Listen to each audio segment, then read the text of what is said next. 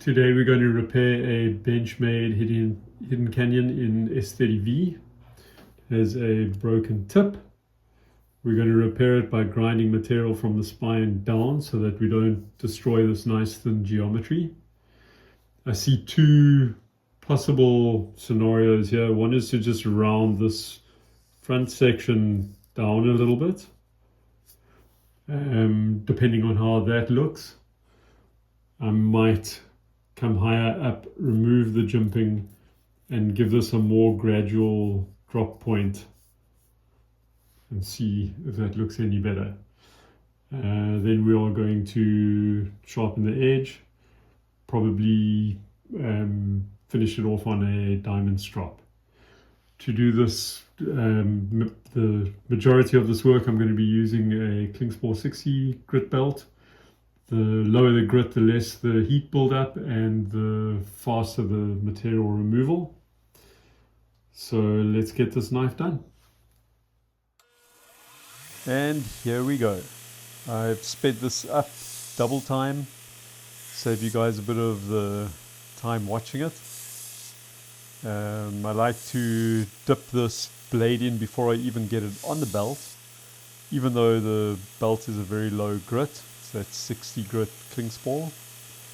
I do like to have a bit of water on there. It just helps keep it cool as we're going. Here I started with taking the material off from where the new tip will be to in front of the jimping. And here is a close-up of that now. I don't really like the way that looks. It's a little bit steep.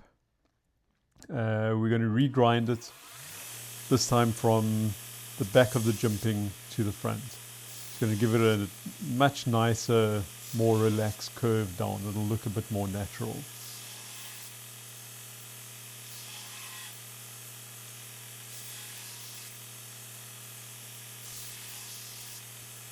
There is something I would like to mention here.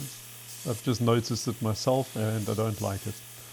It's very important when you're working with machinery that any loose clothing is secured. Here the tie-up from my hoodie is hanging down outside of my top. If that were to get stuck in that belt, it would be an absolute disaster. So any loose clothing, if you've got a knife with a lanyard attached to it, tape that lanyard up or wrap it up or take it off so that it doesn't get hooked in the machine. You ruin the knife, you might throw it at yourself. Who knows?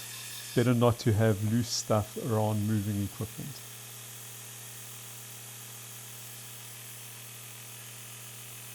As I progress with this, I'm taking care here. I am trying to keep the knife as vertical, perpendicular to the belt as possible.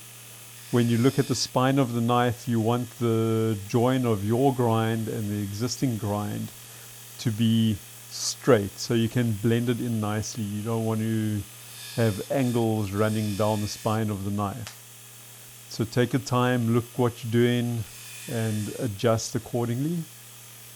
I am also working in the slack belt now. That helps create a continuous curve. It blends in any inconsistencies in the arc that you've created on the flat platen. Material removal is faster on the flat platen. And here it is. I like this a lot. There's a nice natural curve to it and I think it looks very nice. Okay, so here's this repaired tip. I think it looks better with a slower radius from higher up on the spine. I've left one jimping here as a reminder. Could probably take that down quite easily, but I think it's a good reminder that it has a nice repair on it. This edge is really badly damaged. This knife isn't being used as a purely hunting skinning knife. It's being used as an everyday carry knife. And why not? It's a great steel and it's a great little knife. I'm going to raise these bevel angles to probably around about the 18 to 20 degree mark. They're sitting on 15 at the moment. and that should reduce a lot of the damage that's taking place on this edge. Over to the 1x30 now, Klingspore 120. We're going to refine the scratch pattern on the spine of the knife and then round the corners over so that it's more comfortable. The cutting edge should be sharp, the spine of the knife shouldn't. Looks better, blends everything in, and it feels more comfortable. And now we're going to go through our normal sharpening progression, starting on that 120. You can see here, looks like I'm a bit nervous. I am a bit nervous. I've sharpened plenty of expensive knives, but believe me, it still makes me nervous every time I take an expensive knife to a belt grinder, stone, or anything else. The last thing I want to do is ruin somebody's knife. Just looking to create a burr from both sides, all the way down that edge. Like I said, there was significant damage. There was some rolling and chipping and whatnot. So now we're good with the burr from both sides. Moving on to the Klingspore 240. This will just refine that scratch pattern and remove the burr, as well as polishing up the spine nicely and blending it in with the rest of the blade.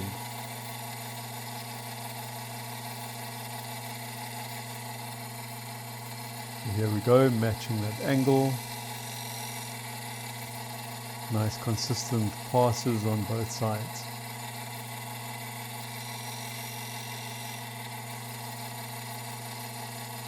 At this point we shouldn't be doing any work.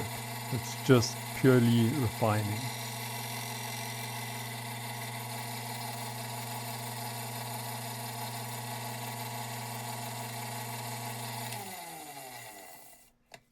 Now we are moving over to the extra fine Scotchbrite belt. Again, I really like this for burr removal. It's keeping that edge nice and bitey, but it's also removing the burr in a really nice way. It does take more than one pass per side.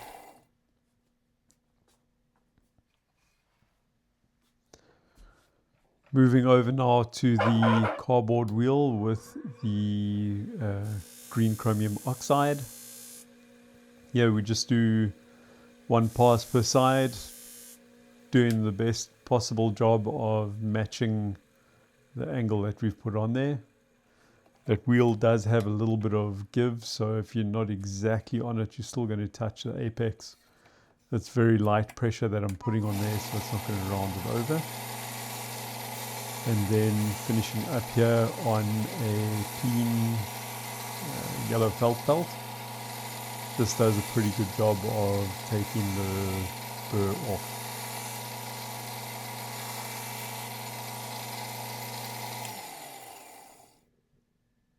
And just like that, we are done.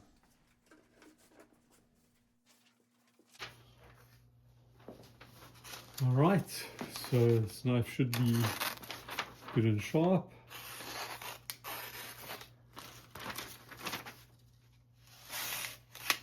That is a vast improvement. And there it is, there's the spine. Nicely chamfered off on the edges so it's smooth. Pricky point, very sharp. I'm going to give this a good stropping on some diamonds now, and that'll finish it up.